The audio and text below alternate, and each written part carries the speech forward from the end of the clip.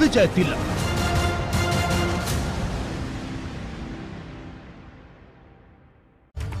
नमस्कार, खबरों में आगे बढ़ेंगे एक बड़ी खबर के साथ। एआईएमआईएम ने यूपी चुनाव के लिए एक लिस्ट जारी की है और 5 प्रत्याशियों के नामों की घोषणा कर दी। महाराजगंज से जितेंद्र को प्रत्याशी बनाया है ऑल इंडिया मजलिस इत्तेहादुल मुस्लिमीन ने। जी हां, देवरिया के सलेमपुर से भरत को टिकट मिला है। बंसी सीट से साई मोहम्मद को टिकट मिला है। फेफना से मोहम्मद मेहताब को प्रत्याशी बनाया गया है। पनियारा से शमशाद को टिकट दिया गया है। 5 प्रत्याशी ऑल इंडिया मजलिस इत्तेहादुल मुस्लिमीन ने घोषित कर दिए हैं उत्तर प्रदेश के चुनाव के लिए। आप देखिए, फिर से एक बार आपको बताएं, फेफना से मोहम्मद मेहताब प्रत्याशी हैं। पनियारा से शमशाद को टिकट मिला है। इसके अलावा आपको बताएं, महाराजगंज से जितेंद्र को प्रत्याशी बनाया गया है। देवरिया के सलेमपुर से भरत को टिकट मिला है। बंसी सीट से साई मोहम्मद को टिकट मिला है। तो 5 प्रत्याशियों में 3 मुस्लिम, 2 हिंदू।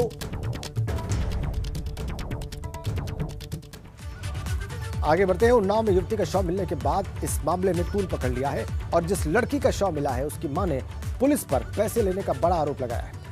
पीड़िता की मां ने सीओ सिटी और दरोगा प्रेम नारायण दीक्षित पर पैसे मांगने का आरोप लगाया, जमकर हंगामा किया और वहीं युवती के पिता ने 25 लाख का मुआवजा, सरकारी नौकरी और दोषी को फांसी देने की मांग की है। युवती को पुलिस ने कल उसका शव बरामद किया था और इस मामले में पुलिस ने अब तक 2 आरोपियों को गिरफ्तार भी कर लिया है। युवती पिछले 2 महीने से गायब थी और परिवार वालों ने पूर्व मंत्री के बेटे पर आरोप लगाया था। इसके बाद पुलिस ने आरोपी को गिरफ्तार करके जेल भेज दिया था।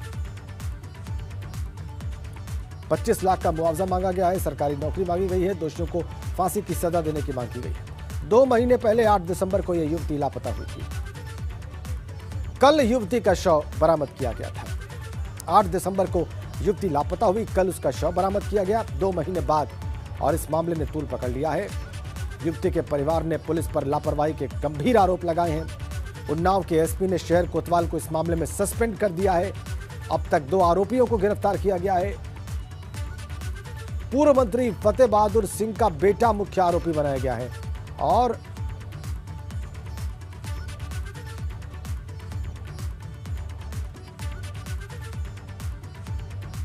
पिछले दिसंबर से 8 दिसंबर को गायब हो गई थी, जिसकी गुमशुदगी थाना कोतवाली में तत्काल लिख दी गई थी। लेकिन 24 घंटा बीत जाने के बाद भी उसमें जो एफआईआर में पंजीकृत होना था, बदल जाना चाहिए था, वो नहीं हुआ था।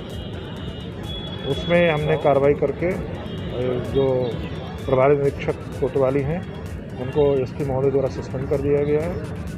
विवेचनात्मक कार्रवाई चल रही है।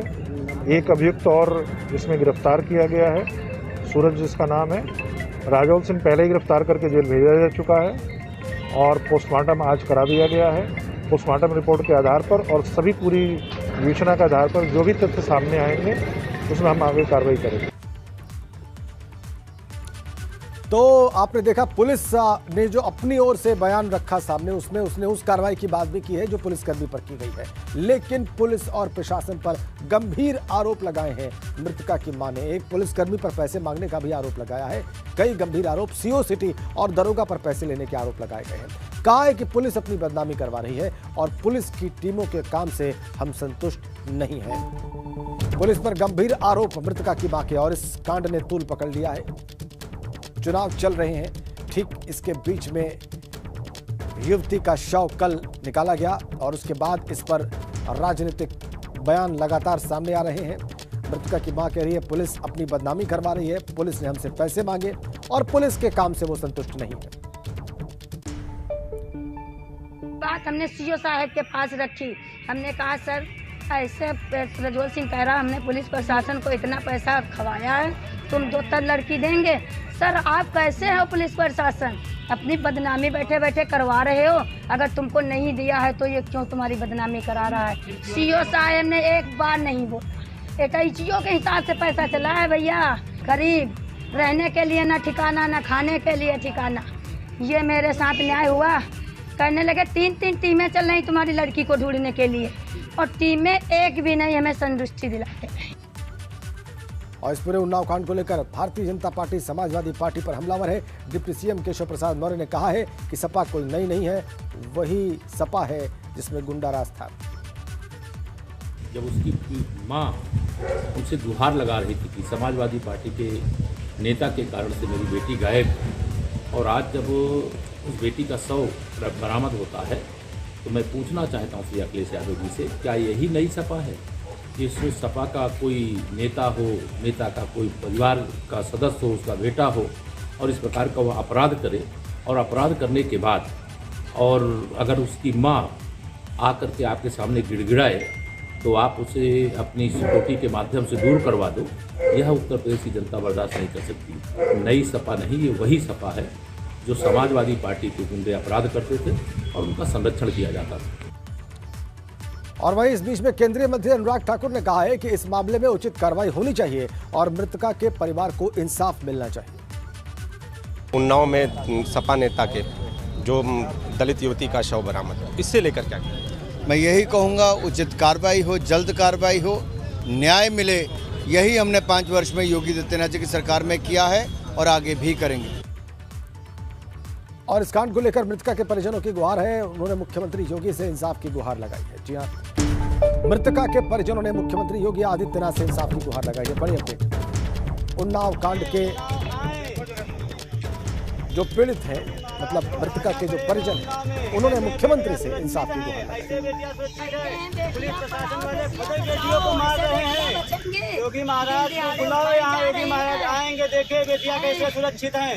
पुलिस प्रशासन मिलकर बेटियों को मरवा रही, गड़वा रही है। योगी महाराज देखे कि उन्नाव में हो क्या रहा है, शासन प्रशासन ने। तो मौसम चुनावी है, अब इसको लेकर सियासत भी शुरू हो गई है। उन्नाव कांड पर मायावती ने ट्वीट किया है। ट्वीट का कंटेंट आपकी स्क्रीन पर हम रखने जा रहे हैं, ये रहा। उन्नाव जिले में सपा नेता के खेत में दलित युवती का दफनाया हुआ शव बरामद होना बहुत दुखद और गंभीर मामला है। परिवार वाले पहले से ही उसके अपहरण और हत्या को लेकर सपा नेता पर शक कर रहे थे। राज्य सरकार पीड़ित परिवार को न्याय दिलाने के लिए दोषियों के खिलाफ तुरंत सख्त कानूनी कार्रवाई करे।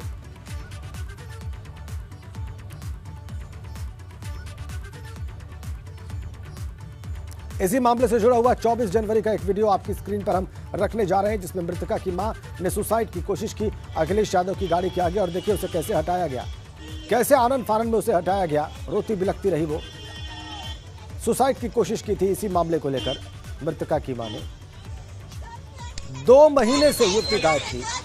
मृतका की मां ने तब भी आरोप लगाए थे और इसीलिए अखिलेश यादव की गाड़ी के आगे सुसाइड करने की कोशिश की थी, और देखिए उसे कैसे हटाया गया।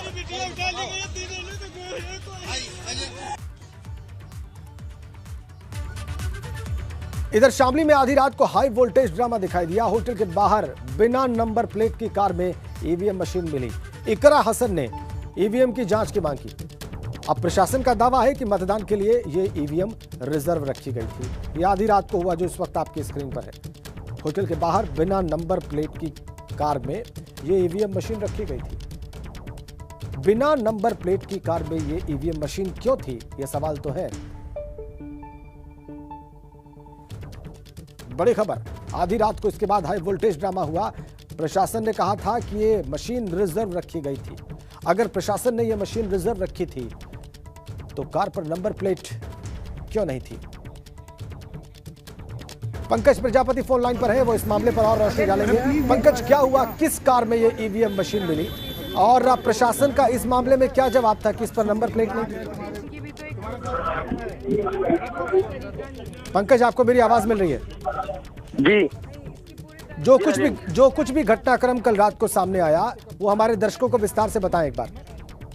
जी राजेंद्र, आपको बता दूं कि पूरा मामला कैराना का है, जहां पर एक जोनल मजिस्ट्रेट की गाड़ी में रिजर्व जो ईवीएम मशीनें हैं वो रखी गई थी, जिसके बाद मौके पर नाइट हसन की बहन इकरा हसन मौके पर अपने समर्थकों के साथ पहुंची थी। उन्होंने जमकर हंगामा किया था कि ये ईवीएम मशीनें इस गाड़ी में क्यों रखी है, जो कि बिना नंबर की गाड़ी जो बताई जा रही थी। वहाँ पर डीएम के मामला सूचना दी इकरा हसन ने। उसके बाद वहाँ पर एसटीएम और सीओ मौके पर पहुंचे और इन ईवीएम मशीनों की जो जांच की गई है उसमें ये रिजर्व मशीनें थी, केवल ये गाड़ी में रखी गई थी। लेकिन एबीपी गंगा की खबर का अभी असर हुआ है, क्योंकि अभी खबर चलाने के बाद तुरंत एकदम डीएम ने संज्ञान लिया है मामला और जोनल मजिस्ट्रेट के खिलाफ कार्रवाई के आदेश डीएम शामली जसजीत कौर ने दे दिए है। जी, बड़ी खबर आप दे रहे हैं पंकज। एबीपी गंगा की खबर का असर, पंकज हमारे संवाददाता बता रहे हैं कि जोनल मजिस्ट्रेट के खिलाफ कार्रवाई का आदेश दे दिया गया है, जिनकी गाड़ी में ये ईवीएम मशीन मिली, रिजर्व ईवीएम मशीन थी।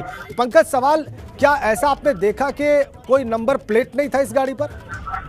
जी, अगर मैंने जब इस बारे में डीएम जगजीत कौर से पूछा गया, मेरी अभी 1 मिनट पहले ही उनसे बात हुई है और उन्होंने कहा है कि ये जोनल मजिस्ट्रेट की गाड़ी थी जो चुनाव में लगाई गई थी कैराना के अंदर, लेकिन जिसके बाद ये पूरा हंगामा हुआ। उनकी गाड़ी में क्यों ये ईवीएम मशीन, रिजर्व जो मशीन रखी गई थी, क्यों रखी गई थी, इसका हमने इलेक्शन कमीशन को सूचित कर दिया गया है और उनके खिलाफ कार्रवाई भी की जा रही है।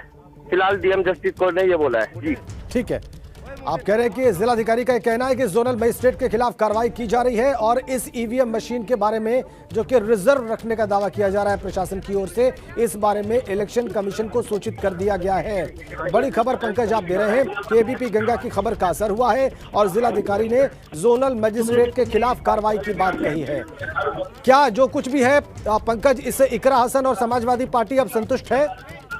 जी, अगर इकरा हसन की बात की जाए तो इकरा हसन को बुला करके अपने समर्थकों के पास साथ वो कलेक्ट्रेट पहुंची थी, जहां पर कैमरे के बीचों बीच जो जांच की गई थी ईवीएम मशीनों की। उसके बाद लगातार जो है उनको संतुष्ट करके उनको घर पे भेज दिया गया। फिलहाल वो इन चीजों से संतुष्ट है और इकरा हसन का कहना है कि इस तरीके की जो भी बात होती है, इस तरीके से किसी अधिकारी की गाड़ी में ईवीएम मशीन नहीं रखी जानी चाहिए। इसके लिए प्रोटोकॉल होता है, प्रोटोकॉल के जरिए ही ये सारी चीजें होनी चाहिए। जी, बहुत बहुत धन्यवाद आपका पंकज इन तमाम बड़ी और महत्वपूर्ण जानकारियों के लिए। तो पंकज प्रजापति हमारे संवाददाता बता रहे थे कि संतुष्ट करके प्रशासन ने वापस भेजा इकरा हसन को और उनके समर्थकों को और जोनल मजिस्ट्रेट के खिलाफ कार्रवाई के आदेश दे दिए गए। उन्नाव कांड से जुड़ी बहुत बड़ी खबर इस वक्त सूत्रों के हवाले से हमारे पास है। पोस्टमार्टम रिपोर्ट में मृतका की गर्दन की हड्डी टूटी मिली है। सूत्रों के हवाले से यह बड़ी जानकारी इस वक्त हमें मिल रही है और इस रिपोर्ट में मृतका के सिर में 2 चोटों के निशान भी मिले। पोस्टमार्टम रिपोर्ट पर सूत्रों के हवाले से बड़ी जानकारी, गर्दन की हड्डी टूटी मिली और सिर पर 2 चोटों के निशान मिले हैं मृतका के।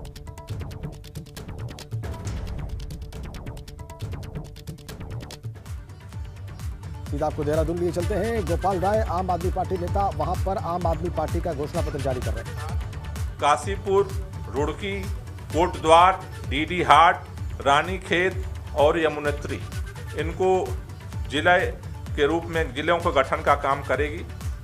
तीसरा, उत्तराखंड के अंदर मजबूत भू कानून बनाने को लेकर के जगह जगह अलग अलग समय पर आवाज़ उठती रही है। तो इस वचन पत्र में उत्तराखंड में मजबूत भू कानून बनाने का वचन दिया जा रहा है। जो पर्वतीय क्षेत्र हैं वहाँ पलायन एक बड़ी समस्या है। कई सारे गांव ऐसे हैं कि जो आज खाली हो चुके हैं। इस पर्वतीय क्षेत्र का जो पलायन है उसको लेकर के पर्याप्त जो पलायन नियंत्रण मंत्रालय का गठन करने के साथ साथ उत्तराखंडीय पेंशन की शुरुआत की जाएगी, जिससे कि वहाँ पर लोग उनको जो दिक्कत हो रही है, आर्थिक तंगी है, उससे उनको मदद मिल सके और उत्तराखंड के उन खास तौर से इलाकों को जहाँ से पलायन हो रहा है उनको पुनः जो है बेहतरीन जो है उत्तराखंड के विकास में उनका रोल हो सके, एक मॉडल बनाया जा सके। उत्तराखंड के अंदर जो यूथ हैं उनकी आवाज़ को उत्तराखंड के नवनिर्माण में सीधे हिस्सेदारी के लिए यूथ असेंबली का गठन किया जाएगा।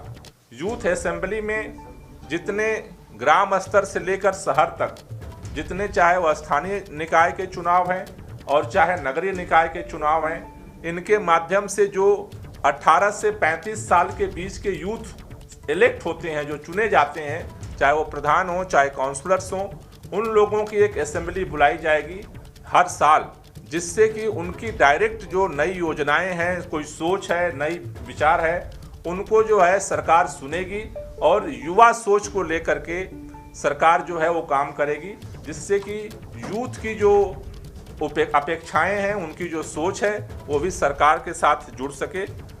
उत्तराखंड के अंदर जो शिक्षा का बजट है, क्योंकि किसी भी समाज के आगे बढ़ने की जो चाबी होती है वो शिक्षा होती है। अभी तक जो है सरकारें कोई 5%, कोई 6% शिक्षा पे खर्च करती हैं। दिल्ली की तरह उत्तराखंड के अंदर शिक्षा का बजट जो है वो 25% किया जाएगा, जिससे यहाँ पर जो सरकारी वर्तमान स्कूल हैं उनको बेहतर किया जा सके, नए नए टेक्निकल इंस्टीट्यूट्स खोले जा सकें, मेडिकल इंस्टीट्यूट्स खोले जा सकें और जो बच्चे हैं उनको कोचिंग दी जा सके, जिससे कि उत्तराखंड के बच्चों में कम से कम शिक्षा के आधार पर वो नंबर 1 बन सकें। पुलिस कर्मियों का जो 4600 का जो ग्रेड पे है उसे लागू किया जाएगा। ओल्ड पेंशन स्कीम की बहाली की जाएगी, जिसके लिए कर्मचारी लंबे समय से लड़ रहे हैं।